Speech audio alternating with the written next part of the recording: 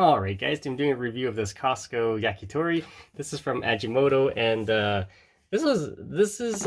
it's expensive, but if you look, it comes with all the stuff that's in the picture. So here's the ingredients. If you guys want to read it, pause the video. And here's the nutrient panel. There we go. And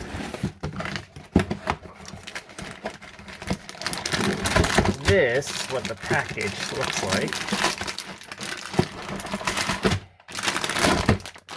Take a look at that. As you can see, it comes with all that stuff. So, yeah, I'm going to cook it up and do a quick taste test. So stay tuned, guys.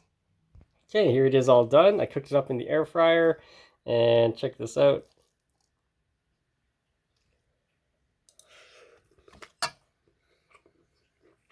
Yeah, it's really good. Very flavorful fried rice. It has like a lot of flavor from the chicken and the vegetables. Definitely check out, guys. Any questions, comments, please subscribe to the channel.